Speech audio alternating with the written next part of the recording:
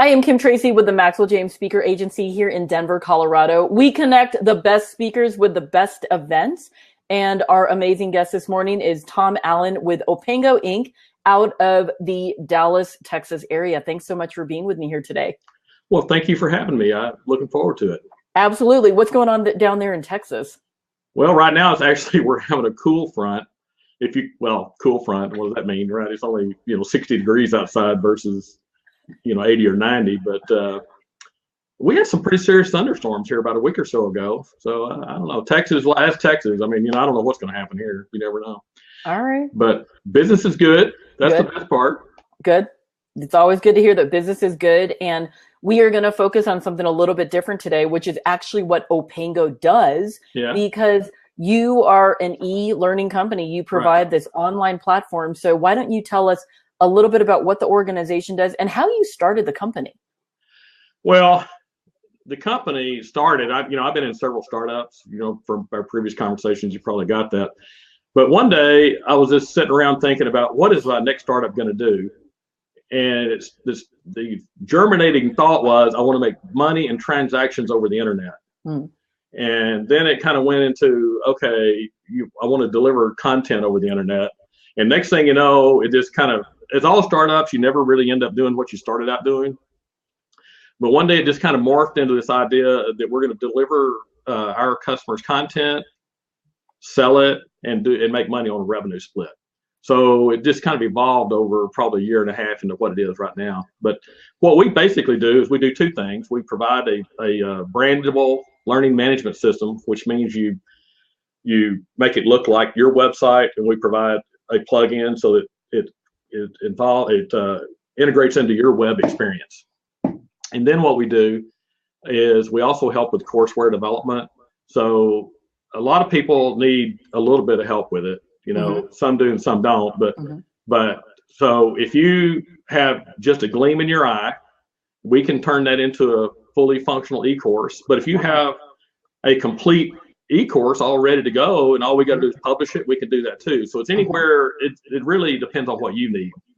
And so that's the nut of our business is you get a branded learning management system, and we help you to the extent you need with your coursework development. Okay.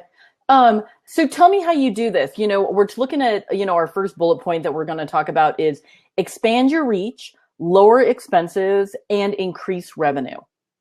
Yeah, well, it's like, this is the way the conversation starts. I'm running a business and I'm here in this area and I want to go reach beyond my area, but I don't really have the money to launch instructors and other consultants in other parts of the country. How am I going to do that? Well, you rattle through that pretty quickly and you realize that what you have to have is some kind of online experience where you take your content, you turn it into an e-course, and you deliver it to somebody else. Okay. Now, our flagship example of this is our largest customer had a training program they delivered 4 times a year here in the United States. And that meant that people had to decide which one they were going to go to, fly there, spend 3 days. And it was basically available in what we call the lower 48. Well, so they decided to go online one day. We worked with them over a period of several months. And then they took all this material they've been delivering for 30 years and put it in online. Now, if you want to take their courses, you take the online course anywhere, anytime you want to. And for the instructor-led part, you look up in a directory and you find somebody who's local in your city. Okay. And you go take the one-on-one part whenever you want to. Okay. So the results of that are they've expanded significantly in the United States, but not only that, now they're in Europe, South America, and they say Alaska, which is not the lower 48, and then Australia. So they skipped out on Hawaii because Hawaii is not the lower 48. Oddly enough, Hawaii does get a little bit, but when I just look at the traffic, Hawaii has not been what I'd call the bigger part of it. But yeah, even in Hawaii. I mean, the whole idea is these business owners, which is their students, really can't take off 3 days, fly to a city and commit that much time to it. So if you just look back on it, they've doubled their constituency and they've expanded their reach all over the world, but their cost has been virtually nothing. Okay. It's all online. So, yeah. I mean, each additional instance of it is just, it's an online e-course. So that's kind of the deal. So the other thing, and this is probably more relevant to any kind of a consultant, and I just had this conversation with some people this week. We're drinking coffee and they're like, I've got this great training program. It's a sales training program. And the company they're working for wants to deliver it to some large number of their employees. But there's only 2 or 3 of them. Well, how are they going to do that? They can't. Right. So anytime you rattle this down, it gets down to this. I need to put my training materials online. Right. And when you do that, virtually no cost for the next additional person, and it's available anywhere in the world. Do you think training videos can also be a segue for somebody to go in and do the in-person training? Do you think that online, you can deliver the full course, but you can also deliver a bit of a teaser? Well, here's what you do. If from a marketing point of view, what most people do is they deliver their teasers via YouTube or something. Okay. So they can go get a full-time gig somewhere. So like, for instance, if you have a consulting practice and you want to, the idea is you give away your best, so they'll buy the rest of it, is you do something like a YouTube channel, which is basically free. But here's the thing that really happens. I was at a chief learning officer breakfast here in Dallas. It's kind of a summit here a couple of years ago. And I was sitting there thinking, how am I I got this thing in my head I want to say, but when is the right time to say it? When all of a sudden this guy next to me, one of the big dogs, somebody who really, everybody kind of knows, stands up and says what I could not have paid him to say. He said, there's 3 people in a classroom that are upset. One of them is the novice who doesn't know anything, and they're upset because the professor's teaching over their head. There's the genius. They're upset because the class is being taught at a level lower than what they would like. And the professor's upset because they can't teach at a high level that they want to. So here's what they come to. This battle about whether online or instructor-led that's been going on for years, what they have figured out is a hybrid is much better. Okay. So back to what you said a little while ago, if you're going to create an instructor-led class and you're going to travel to another city to have it, what people are doing and finding out really works is you create an online course and you make them all take it first. Okay. And now when you get to the class, everybody's happy. Right. Because the novice is up here, the professor's up here, and the genius is getting material at the levels they want. So this guy, like I said, he stood up and said what I could not have paid him to say, and he was the right guy. Yeah. Thank you. Like at the next table where I could reach out and just touch it. But he was the guy to say something like that. They were asking questions and he just stood up and said it. And you got to go back to the backdrop is e-learning. There's this big raging battle out there, and I hear about it all the time. Is e-learning is not better instructor-led and all that kind of stuff.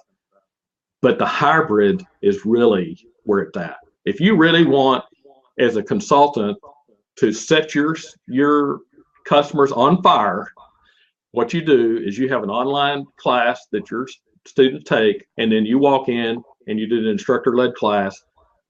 You'll find that the efficacy of what you're talking about is so much better that you'll get called back again and again. So that's kind of the deal. That's a great tip because, you're really dispelling some myths that people have in terms of, was e-learning going to be a fad? Was it going to go away? And a lot of companies that have offered e-training and e-learning, they have in fact gone away or they've been gobbled up by another company. Yeah, right. So, in our world, if bigger companies that have their own IT departments and they're really big, a lot of times they have their own department. In my world, it's more like, okay, I'm a smaller, mid-sized consultancy, and I've got to figure out a way to add more value to my clients, or I've got to figure out a way to increase my revenues. And so if you're just sitting there doing that, what you're going to figure out is you got to have some kind of online strategy. And and along with that too, some other things. You might do some ebooks. I mean, especially speakers, they Right. want to be published and have a few books around. But if you want to be able to be one person and deliver to a 5,000 person organization, you got to think about how you're going to do that. Right. And I loved what you just said, because obviously you and I, we are in the speaking industry, Yes. but you are also a technical professional. Right. You have led many, many companies to success. Yeah. And being able to say, if you don't have a presence online, Oh, yeah. Nowadays you just have to. It's almost like saying, if you want to go to college, you're going to have to suck it up and do your preliminary courses at the 100 level that sucks for everybody, but you're going to have to do this whether you like it or not. Right. Exactly. Okay. So, and that's a really good point too. Even if you do put it online, you got to do something with it beyond just having it sit there. And the reason I say that, this wasn't really part of my talking points today, but what happens is sometimes people think if I write a book or I do an e-course, that's the silver bullet that's going to solve all my problems. Right. I mean, it is part of solving your problem or creating your brand, but the fact is you've still got to promote it yourself. I mean, you've got to have some kind of online presence. And you take some of our customers, I go and I Google their name, Right. And it just spews pages of things that they do, places they spoke, books they've written, videos, e-courses. It's just amazing everything they do. And the ones that don't have that, not some kind of online presence, I think that just don't do as well. Now, the ones I mentioned earlier, they've got what I call a dedicated audience. They've got a customer. Right. The customer wants their training, and they've only have one way of doing it, and that's online. Right. And you and I have had a lot of conversations about this where, somebody might hire either one of us, and they think we're that silver bullet. But if they are not promoting their company, if they're not promoting their offerings, if they are not exposing themselves, I like to say as a speaker, the Maxwell James speakers, when you hit the stage, you give as much of yourself, ... without medication. And then we know from the online presence, you are giving as much of yourself. You are connected with your audience. You know how to deliver the product. We have both seen professionals that they may be very, very flat. And those people just take a little bit more work to get there. Right. Right. Yeah, exactly. So, and for me, sometimes it's kind of hard to figure out when I'm talking to them in the conversation, if they're like if they haven't really thought through their entire branding strategy, and this is actually part of their branding strategy, then it's hard for me to, with a straight face, tell them they ought to go do this. But if they say to me, hey, look, I've thought through my whole branding strategy, and this is part of my strategy, and I want to work with you on this, then all of a sudden I start thinking, okay, you're going to do okay. Because you're going to go out, and this is going to be an important part of your business, and you're going to go out and promote it. And here's the other thing, that the intangible, and this happens with you in your business too. It's not like we're just sitting there like a lump of coal. I mean, our site, all of our sites are optimized for search engine optimization. So when we gen up a site for somebody, I go through their website, I get all their keywords, and our site has all the optimization of descriptions and keywords and all that stuff. So it's very findable and very searchable. And so, our entire site's searchable. So it actually will help you. Right. It's not the end all. It just has to be a part of the overall strategy.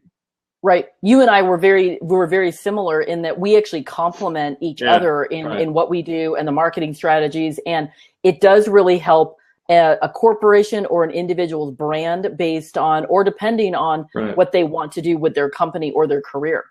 Yeah. Well, I was in a meeting the other day, and this woman was up speaking about the marketing the website for this company that we were sitting there listening to her talk about it.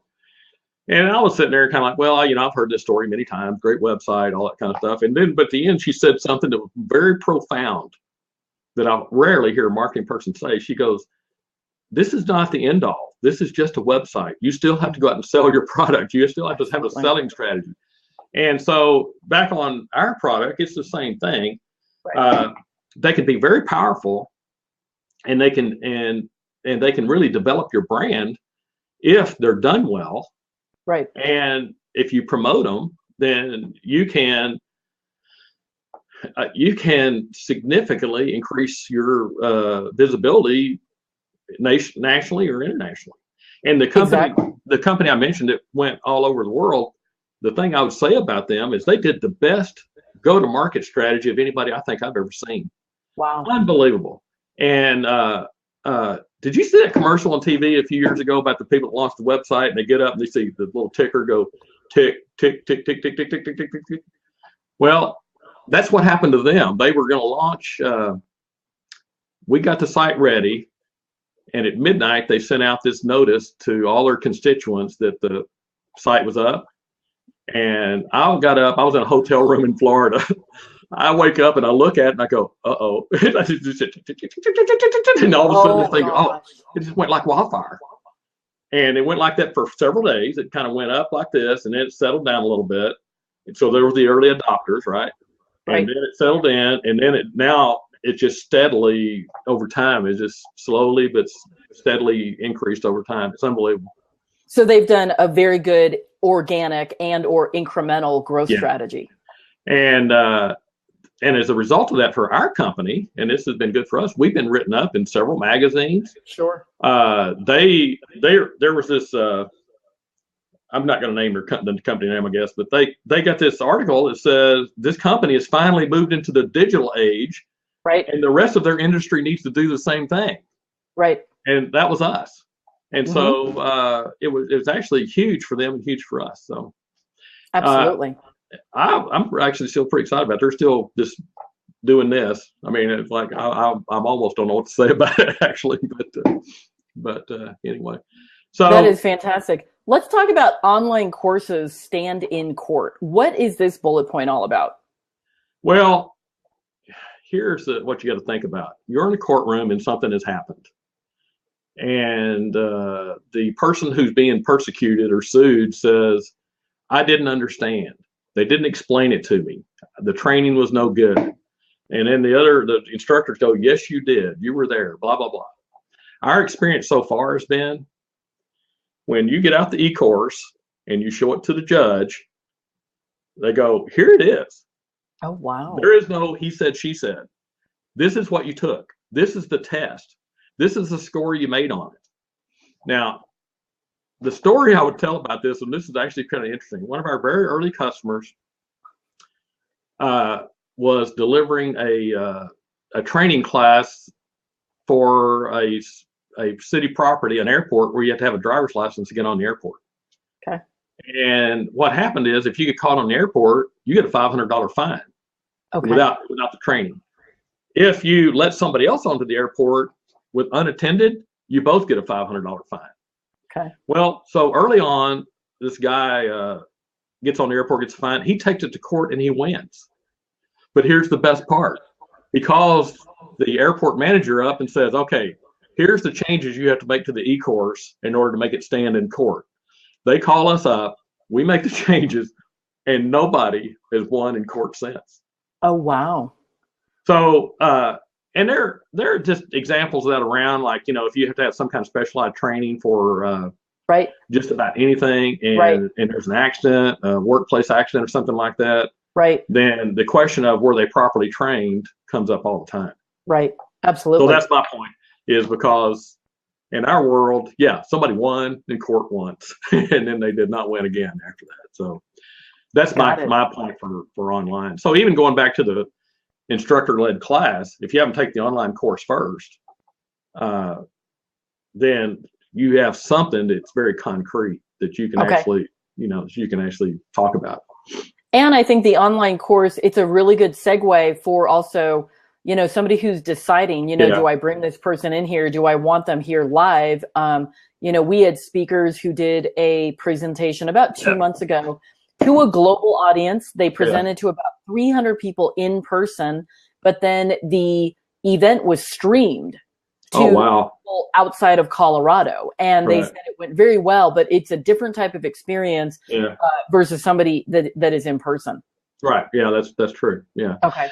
Perfect. I've been to some of those too, where somebody somewhere is shooting something all over the world. So you're in a room full of people and they got the big screen TV and all of that. And I'd say you're right. I mean, if somebody wants to experience somebody in particular without having to like call them on the phone, that's what the whole world is nowadays. Right. I want to know all about you without you knowing or having any idea that I know all about you. Right. Now, let's say you are working in higher education. Let's say that you have a remote location. You've got your people, downtown, and then you've got some people that may be 40 miles away.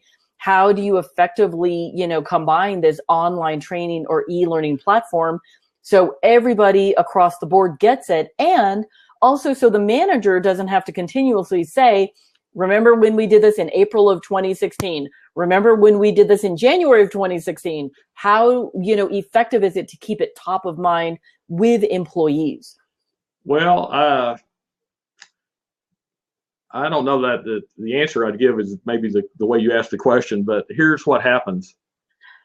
If you have a bunch of remote employees who can't get to the training center and their choice is nothing versus online, I mean, that's basically it. And I go through this all the time because the conversation will start with, well, I have all these instructor-led things and online can't be as good as instructor-led. And you know what? I would agree with that.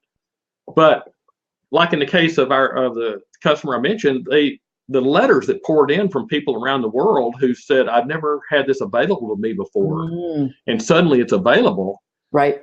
Now, what people also do, and I don't know if this is actually part of your question, is like, so let's say they have a little ID card and they go out to the oil field and the supervisor goes, well, I want to know if you've been trained in this or not. Now, maybe it was instructor-led, maybe it's online. They hit the little go button on the IVR code and suddenly it pops up and there's your picture and it says, here's all the courses you took. Okay. But I think there is something there where if they're remote and your choice is nothing or do online and you have to do something, then online is kind of the way you go. If you meet with them later, or maybe you have a quarterly summit or something like that, I think it's like this. I would probably want to meet with these people a little bit and talk about what it is we're trying to accomplish, because in the case of the people that we talked about, they may take an online course prior to doing one-on-one instruction. Right. And so it could be they do this remote online deal, and then now they got somebody out there who can give them one-on-one. Does that answer your question? It does, because I've been in a situation where I've had to do remote training, and people who know me really well, they know that I have the attention span of a 5-year-old child. So I am not going to do an online anything. I'm going to start doing dishes. I'm going to start doing laundry. I might be listening, but I'm not entirely focused. So I think what's important to know for people who are looking to do online training, they have to make it engaging. They have to make it fun. They've got to make it as, as entertaining as possible, where if you cannot keep that individual's attention for something as exciting as, I don't know, first aid training, then it is like, how do you, create those platforms? So I think that's why it's a great segue to say, here is a snippet of what our training course could be. But, we as adults, we both know that as speakers, they have to have pictures to engage that audience. There's got to be some type of that. And then, of course, on the back end, there is the accountability factor. Right. Did you actually take the training, and did you pass the test? Yeah.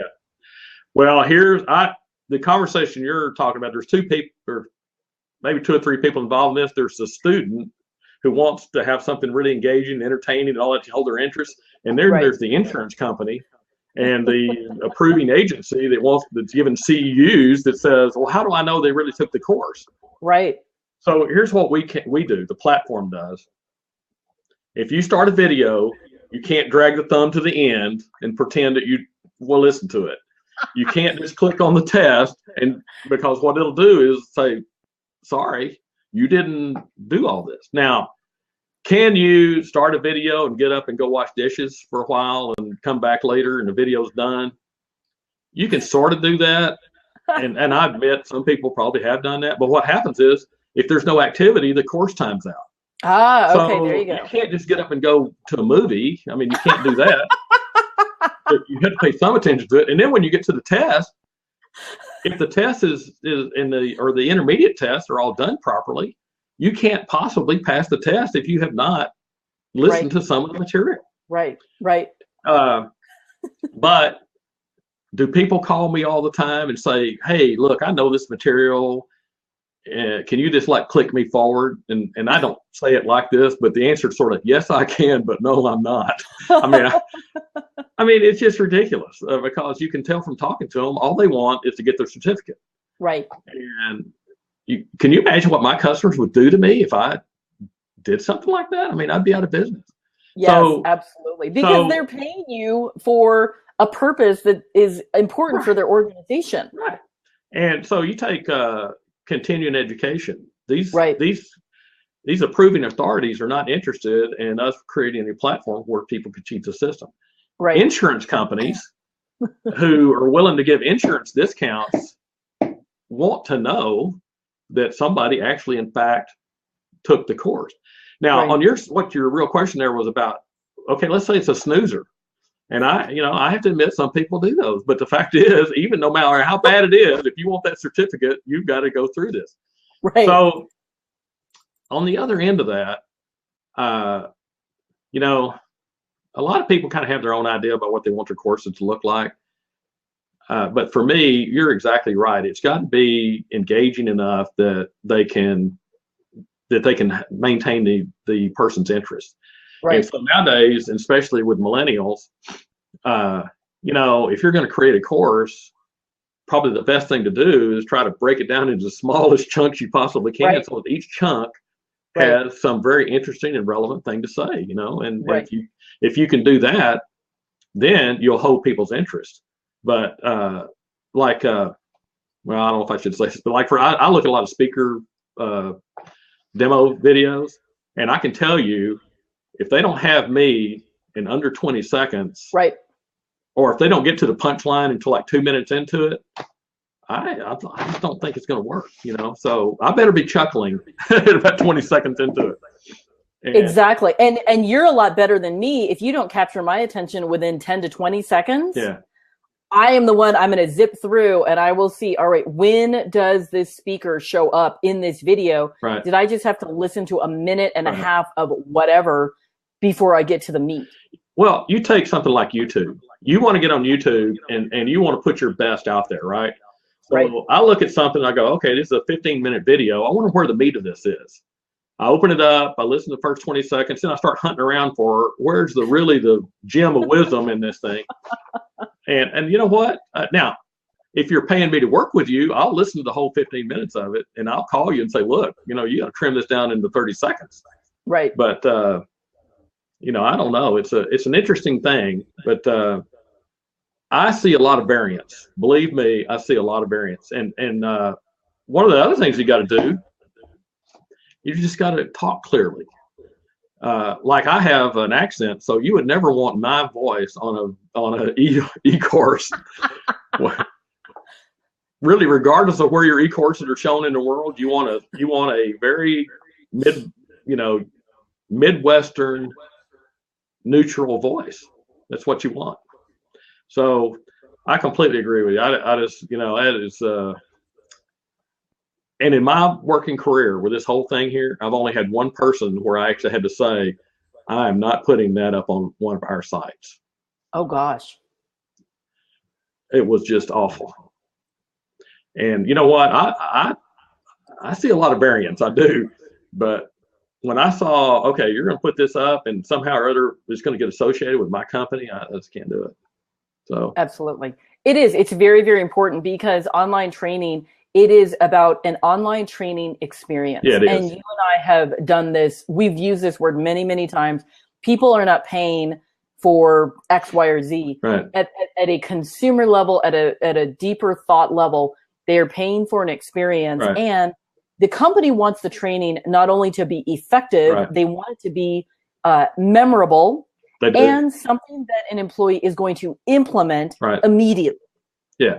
And if they don't see those types of the results, the investment was really not worth it. Right. And so you take a company, they're like, I can just see it. The employee goes, I didn't know I was supposed to put the Cheerios on the top shelf. And the supervisor pulls out the mobile device and goes, well, right here's the training class. And you took that training class right here. And see that see that person putting the Cheerios on the top shelf? Right. You know, and then you get down to, yeah, but it was boring, and I didn't want to listen to it. All that kind of stuff. So right.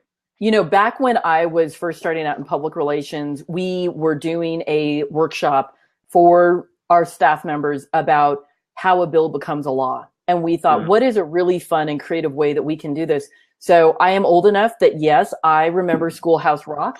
And I went down and I bought the video that it was the cartoon of how a bill becomes a law. Oh, really? And it absolutely captured not only their attention, wow, but that was our presentation. We're like, any questions? This is it. And now this is how you apply it to what we're currently doing for this account. Right. Yeah. How funny. Well, you know, I think I told you this. You take about these videos. I was in a user group for a while on video editing and everything. And the guy who was running this thing showed me something I just couldn't believe. He had videoed a speaker, and he said, I want y'all to watch this video. And I'm like, oh man, this thing is like, I just can't watch this any minute. And he says, now look what I did. He went in there and edited out all the oohs and ahs. He put in what we call the B-roll, so he showed audience participation and reaction.